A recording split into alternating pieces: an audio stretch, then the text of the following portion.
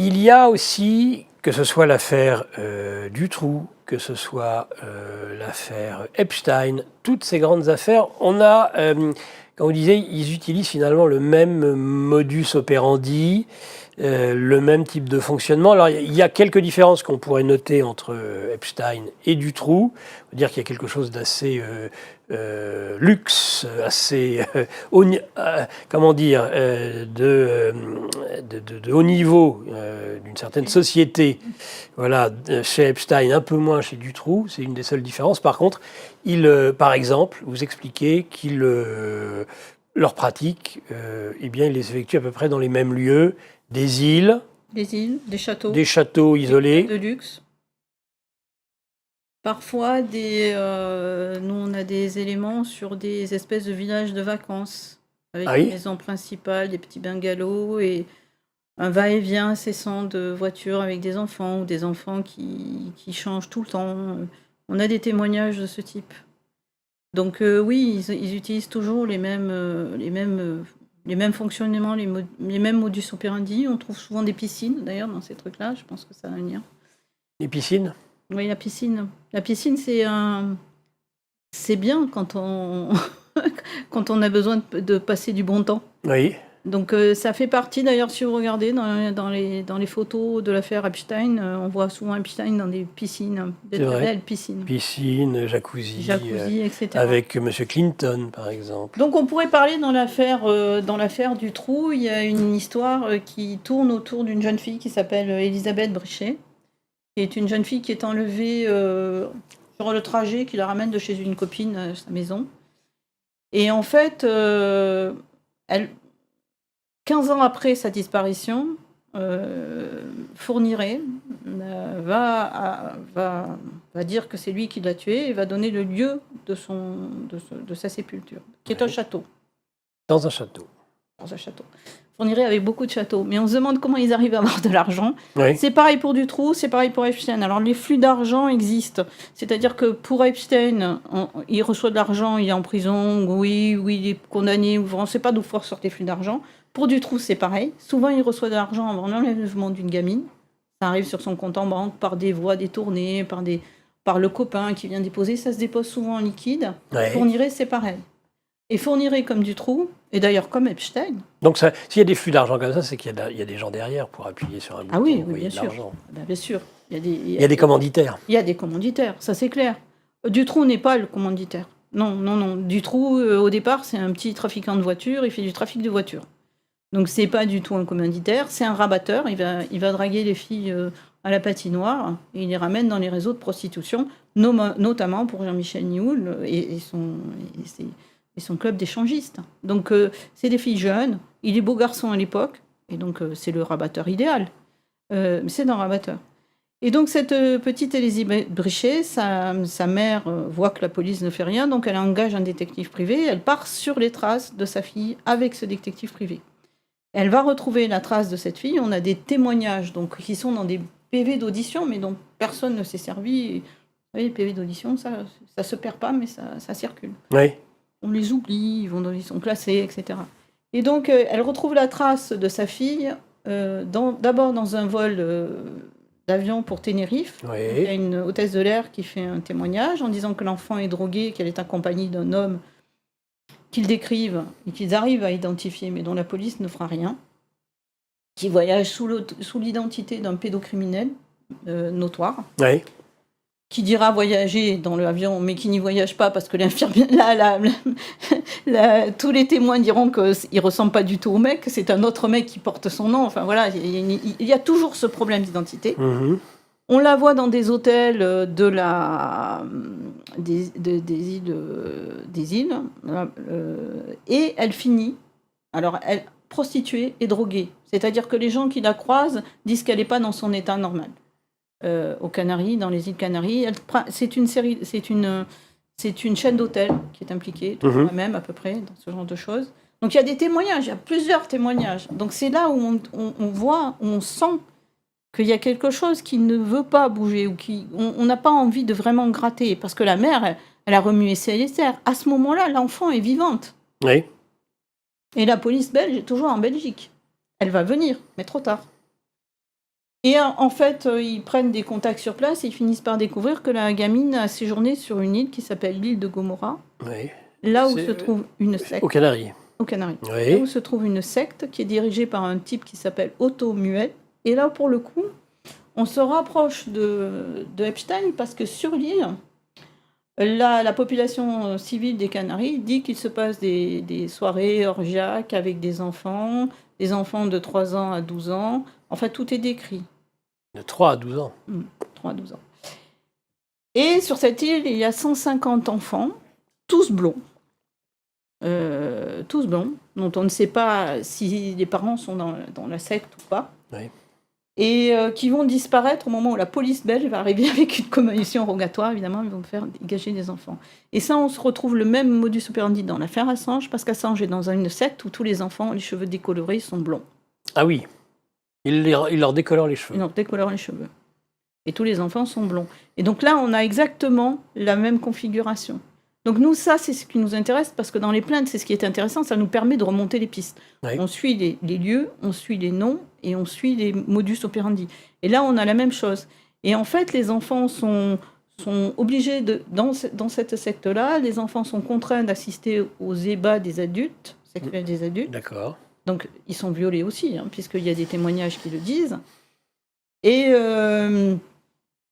ils sont manipulés et ils sont soumis à des expériences psychologiques ou médicales, on ne sait pas trop. En tout cas, Otto Muel va être condamné une première fois par l'Allemagne, pas par l'Autriche, parce qu'il est autrichien, par l'Allemagne, à 7 ans de prison pour viol sur mineur, violence sur mineur et des manipulations, c'est marqué comme ça dans le truc, des expérimentations. Expérimentation sur les enfants. Voilà. Expérimentation sur les Donc enfants. on est très Le proche. mot exact, c'est expérimentation. On est très proche de Epstein, c'est vrai. Là. On est très proche de Epstein, et cet homme a fait partie de la Wehrmacht. De la Wehrmacht ? Ouais. Donc donc il est passé entre les mailles du filet tout le temps, parce qu'en fait, il fait 7 ans de prison en Allemagne, puis l'Espagne l'extradie, ça, il n'y a pas de souci, et puis il retourne en Espagne et finit sa vie, je crois, en Italie, il me semble. Donc, on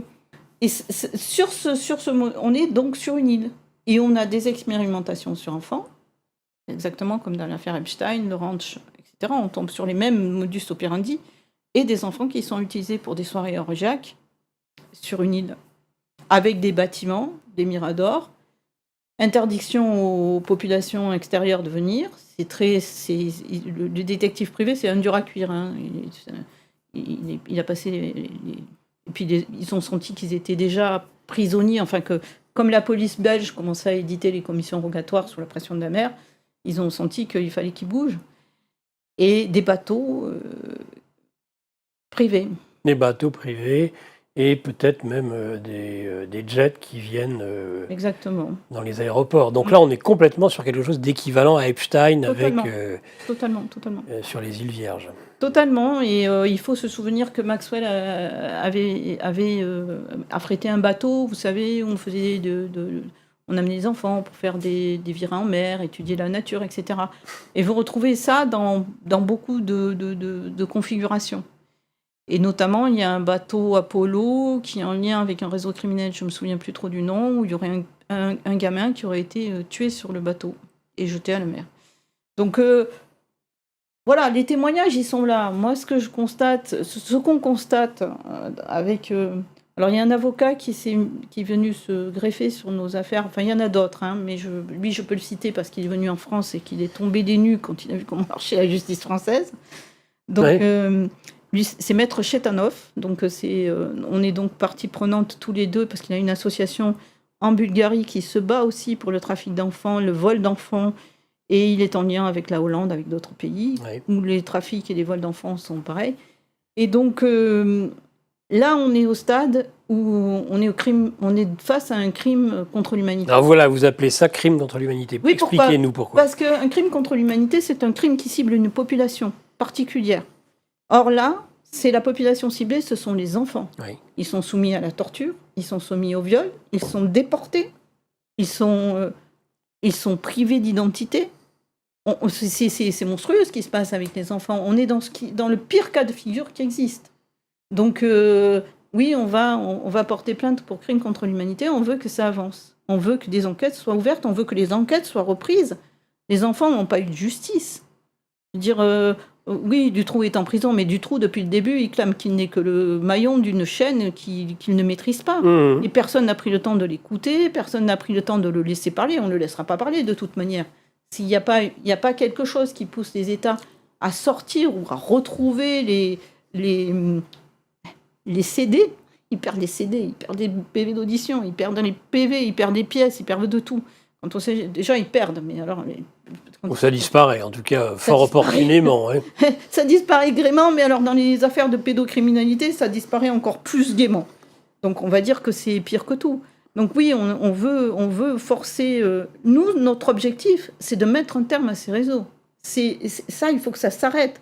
Moi, ça m'horripile de voir que les gens... Bah oui, on transporte des Lolita d'un point à un autre. Non, on ne transporte pas des Lolita d'un point à un autre.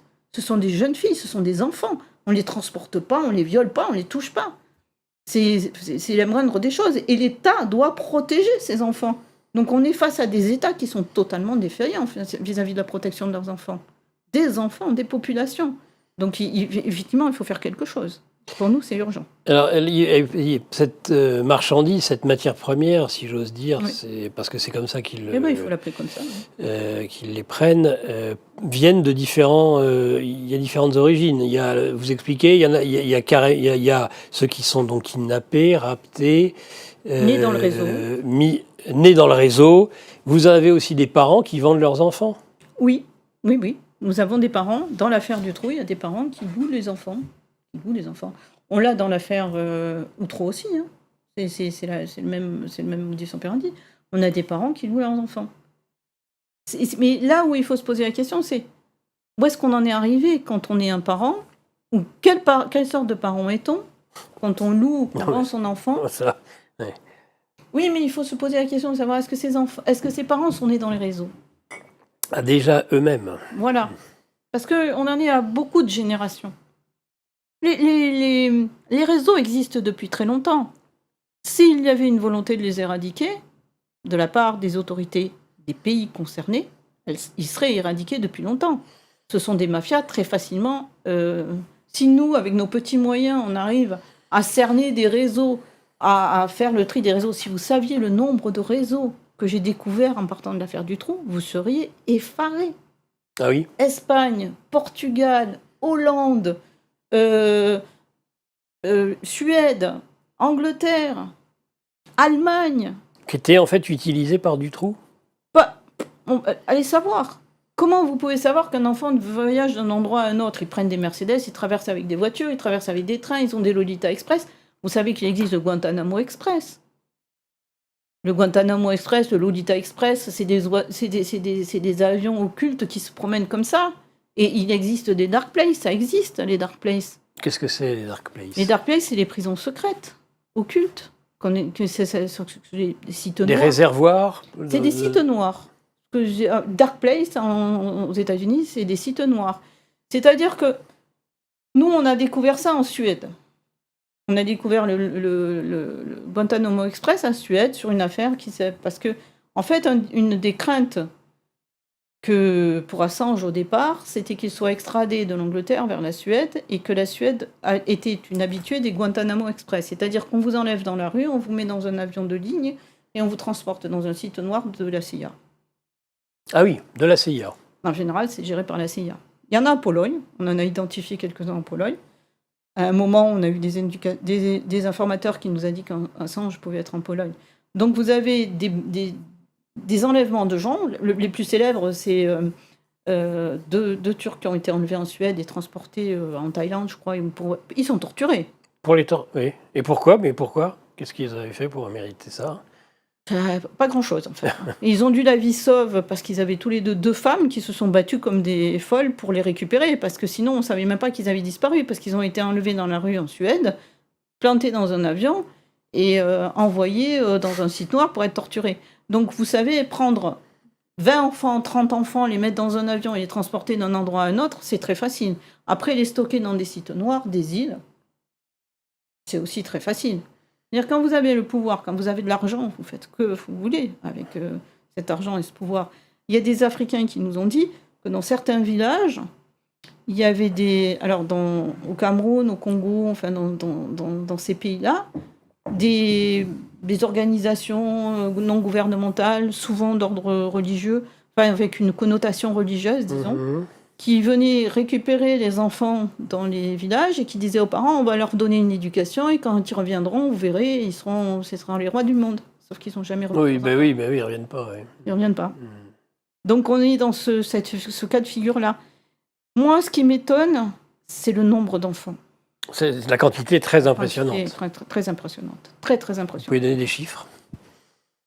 On ne peut pas donner des chiffres véridiques, réels, parce qu'en fait, il n'y a pas d'évaluation possible, vu qu'il y a une défaillance des autorités, vu que qui fait les chiffres, on ne sait pas trop. Ouais. Ce qu'il y a, c'est qu'il y a un nombre incalculable de morts, ça c'est sûr, on en trouve, des gosses qui sont morts. Ah oui. Identifiés ou pas identifiés. Ou pas identifiés. Ouais. Ça c'est pareil pour eux. Et surtout, c'est une consommation énorme. Les productions de films pédocriminels, c'est énorme. C'est par des milliers et ça circule. Les Américains, là, dernièrement, ont mis un point d'arrêt à une filière. Ça passe par des sous-marins, mais c'est des productions énormes. Il faut produire quand même. Il faut produire, il faut monter, et il faut distribuer. Donc tout ça, ça passe forcément par des filières économiques et internationales. Bien sûr, le Japon est impliqué. Ils ont arrêté des gens jusqu'au Japon. Parce que les consommateurs... C'est pas les consommateurs qu'il faut arrêter. Les consommateurs, évidemment, il faut les bloquer. Mais je veux dire, c'est souvent eux qui sont arrêtés, d'ailleurs. Mais c'est eux qui sont arrêtés. Mais ça permet à la filière... Parce que c'est ça le problème, c'est que la cellule, elle se défait, mais elle se refait. Mais oui, elle se recompose ailleurs. Elle se recompose ailleurs. Avec les mêmes, quelquefois. Parce que nous, ce qu'on voit dans les enquêtes et ce qu'on va écrire, c'est qu'on va retrouver les mêmes. Qui sont copains de machin, de trucs, de bidules, alors qui est Doucet, qui est machin, on les retrouve partout. Sauf quand ils se font descendre, comme le pasteur Doucet, mais bon, on finit, on les suit. Mais vous expliquez que de toute façon, dans l'affaire Dutroux, il est en prison et son business, si j'ose dire, ses réseaux continuent à fonctionner. C'est oui. Ce qu'on a dit tout à l'heure. On a trouvé dans sa cellule du matériel pédocriminel. Comment ça rentre? Il y a une complicité quelque part. Il est tellement surveillé. Oui, et puis des affaires dans lesquelles il était impliqué, mais qui, à ce moment-là, ont un fonctionnement. Oui, mais ça continue à fonctionner. Par exemple, dans l'affaire, je vous l'ai dit, dans l'affaire Julie et Mélissa, dans leur autopsie, il est clair que les enfants ont été utilisés. Alors qu'il était, lui, en prison, déjà. Donc, alors, j'emploie le mot « utilisé », je le dis bien entre guillemets, mais c'est un produit qu'on a vendu. Ces enfants ont été... maltraités. Voilà, alors vous expliquez que ce sont des produits donc, qui sont en plus qu'on peut recycler.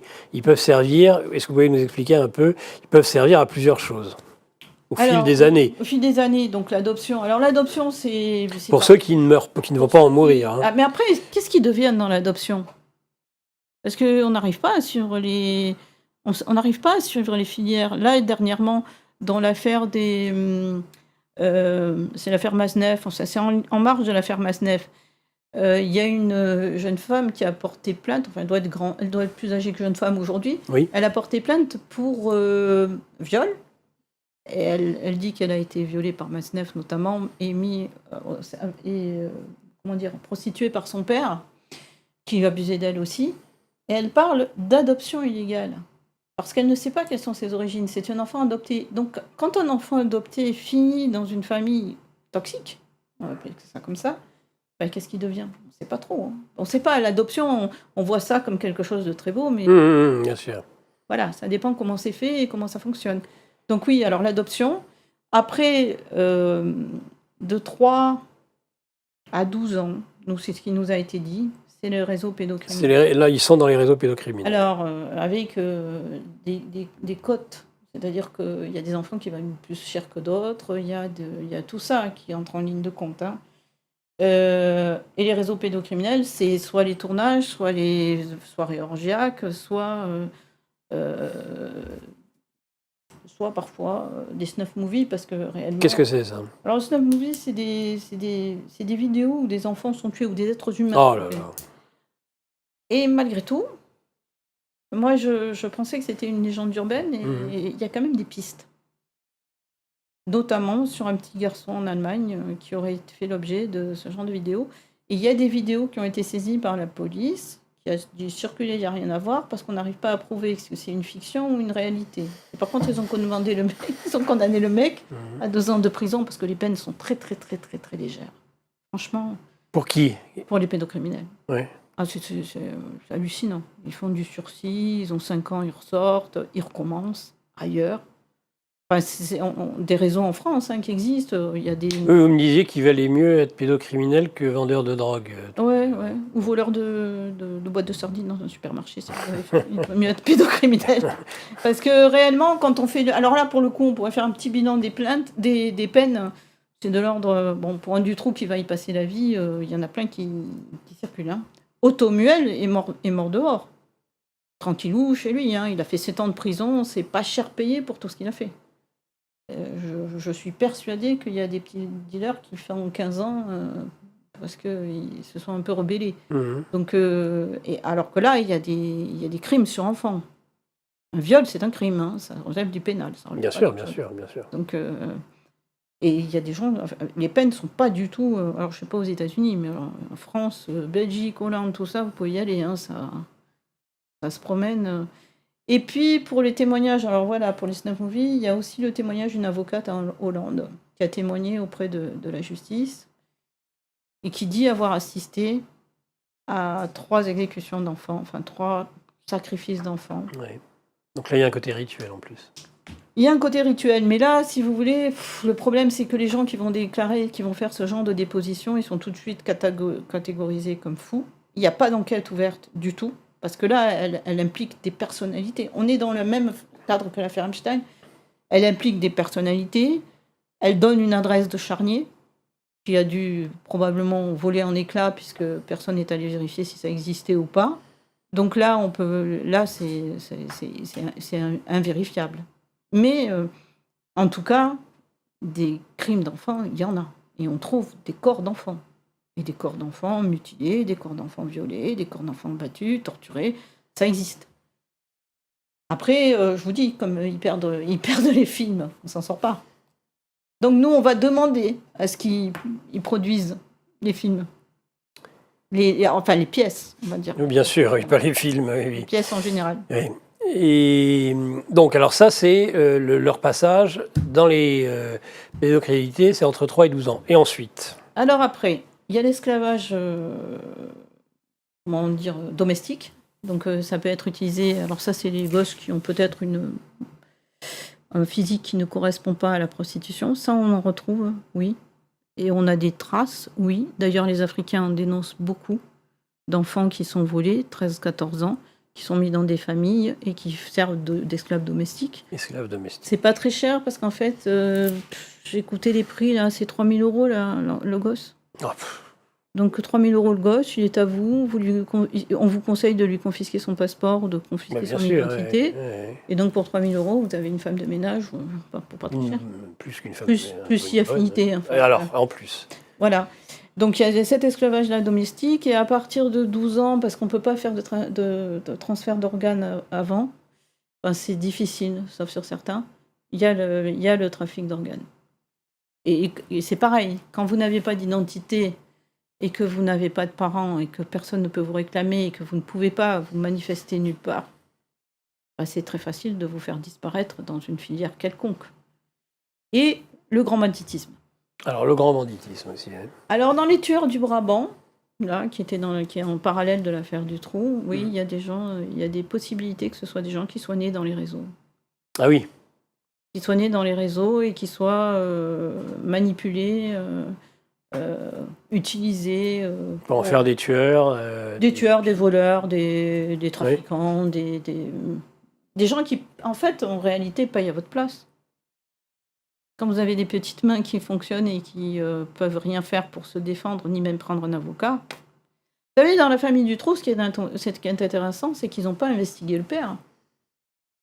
Victor Dutroux, il est le père de Marc, il est instituteur, il est en poste où? Il est en poste en Afrique. Il est au Congo. Là, il séjournait avec un autre pédocriminel. C'est des petites mafias, c'est des petits réseaux. Si vous ne faites pas les connexions entre les noms et les prénoms, on n'arrive pas à remonter. On a l'impression que Epstein, c'est le grand... Comment il est présenté, Epstein? Le grand loup solitaire. C'est le grand méchant loup, voilà. Le grand méchant loup, oui, solitaire. Solitaire. Voilà. Dutroux, c'est pareil. Allègre, c'est pareil. Fourniret, c'est pareil. Et finalement, quand vous remontez la piste, vous vous rendez compte que Fourniret tue une gamine qu'on a vue aux Canaries et dont plusieurs témoins disent qu'elle a été prostituée et qu'elle était sous drogue. Donc, c'est que l'enquête n'a pas été menée et c'est que le grand méchant loup, il a plusieurs pattes. Et il a au-dessus de lui plusieurs commanditaires. On y retrouve quoi? Des financiers, des politiques. Vous m'avez parlé un petit peu des Clinton. Alors, les Clinton. Ah oui, les Clinton. Les Clinton, de toute manière, ils sont impliqués dans une secte qui s'appelle... Alors, je vais sortir mon petit carnet parce que quand même, il faut se souvenir de la secte. Du nom de la secte, j'oublie toujours une lettre au passage. C'est le NX, alors c'est le VXIVM. Alors ça, c'est une secte dans laquelle on retrouve la famille Bronfman, des liqueurs Bronfman, ouais. Lynn Forrester Rothschild et les Clinton. Et ça, c'est une secte. C'est une secte, oui, qui était dirigée par un type qui s'appelle Kees Raniere, qui faisait de la prostitution de jeunes femmes, essentiellement des jeunes femmes, et surtout de la reproduction. De la reproduction. Dans des villas, oui, vers le Mexique. Donc les filles qui étaient enlevées, c'était des Mexicaines. Et il a été arrêté, il faisait ça entre autres. Il marquait les gens au fer rouge. Et donc il les marquait au fer rouge. Oui, les gamines étaient marquées comme... on est au Mexique, hein, c'est western. Ouais, enfin, bref, toujours est-il qu'en lien avec cette secte, il y a ce qu'on appelle donc... Hillary Clinton peut tomber pour ça, parce que aux États-Unis, on dit voilà, elle a été entendue, etc. Mais elle est impliquée dans ce dossier, et nous, on a porté plainte contre elle. Donc, on a porté plainte contre les Clinton, oui, justement à cause de cette secte. Et ils sont dans nos plaintes, ça, vous pouvez aller voir. Contre Lynn Forrester aussi, Rothschild, on a porté plainte, même si on sait que Rothschild, c'est pas non.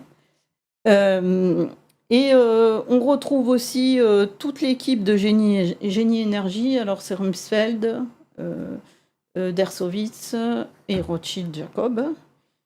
Et on retrouve aussi toute une équipe. Hein. Et le président Trudeau. Le Premier ministre canadien. Donc, ils sont tous impliqués. Donc, dans la plainte, on a demandé à ce qu'il y ait une ouverture d'enquête et que des enquêtes soient diligentées pour déterminer quelle était leur part d'implication dans cette secte. Mais cette secte a débouché sur une autre secte qui s'appelle le Rainbow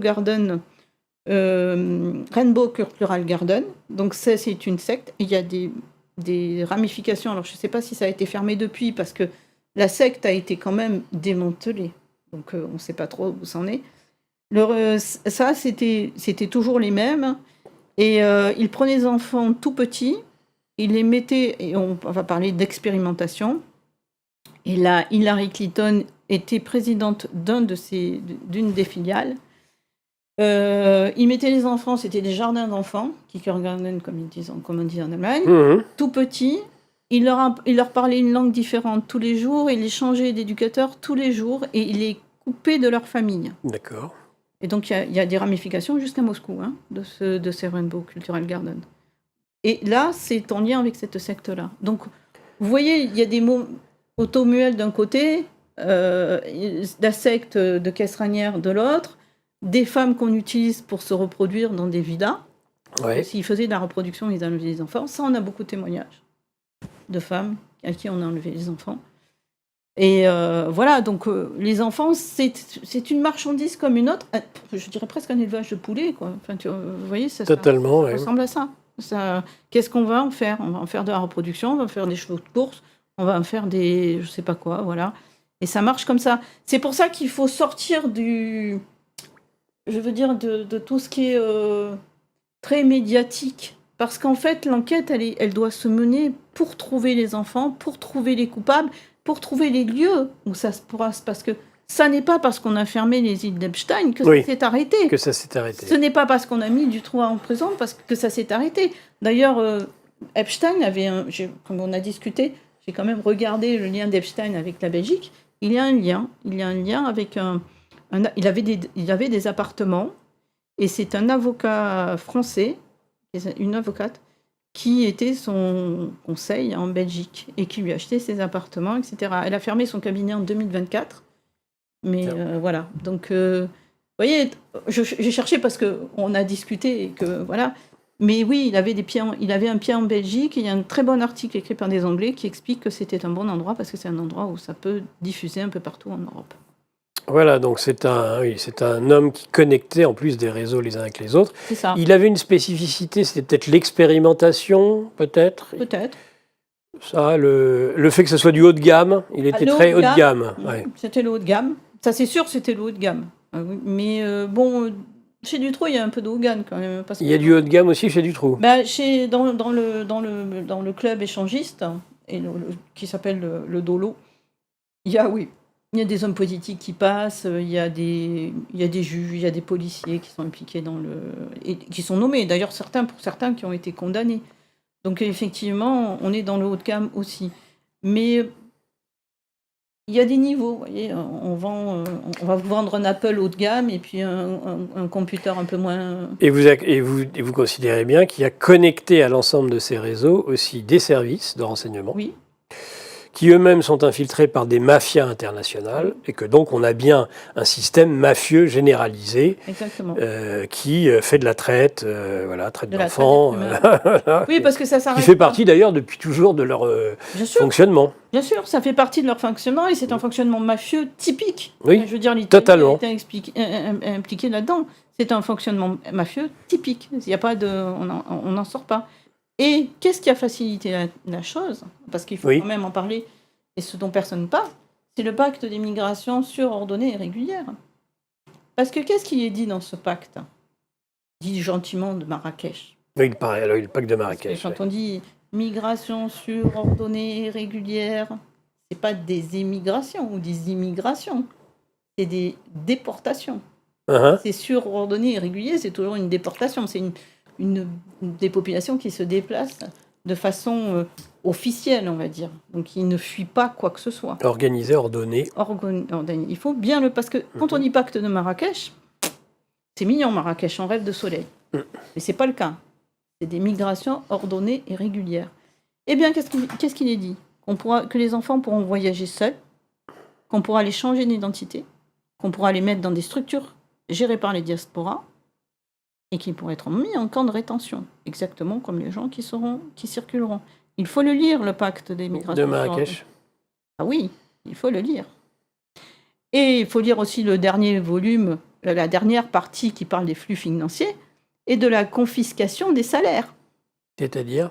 C'est-à-dire que l'employeur pourra confisquer aux migrants son salaire, s'il le souhaite nécessaire. Et je ne veux pas faire de lien, mais on n'est pas loin, aujourd'hui, de ce genre d'annonce. Oui, c'est des formes de traité d'esclavage, donc. Oui, parce que ce qu'on dit dans le pacte d'immigration sûre, ordonnée et régulière, c'est que nous serons des ports d'arrivée et des ports de départ. Il n'est pas dit que nous serons que des ports d'arrivée, il est dit que nous serons aussi des ports de départ. Donc, mais ce qui est important, c'est les enfants. Moi, ce qui m'a frappé, c'est les enfants. Des enfants qui voyagent seuls, dont on peut changer le nom. C'est écrit noir sur blanc. Sur ce traité de Marrakech. Sur ce traité. Donc, ça facilite les tâches. C'est une fois de plus, la mafia se donne les moyens, après coup, de faire quelque chose qu'elle fait depuis longtemps. On fait circuler des populations, on fait du trafic d'êtres humains ou du trafic d'organes, et tout d'un coup, on se donne une opportunité par des... Il faut le dire, c'est un torchon, mais je veux dire, c'est très mal écrit et c'est indigne. Je veux dire, c'est pas un document diplomatique digne de quoi que ce soit, mais les éléments sont là, les faits sont là, les articles de loi sont là, et ils essaient de l'appliquer.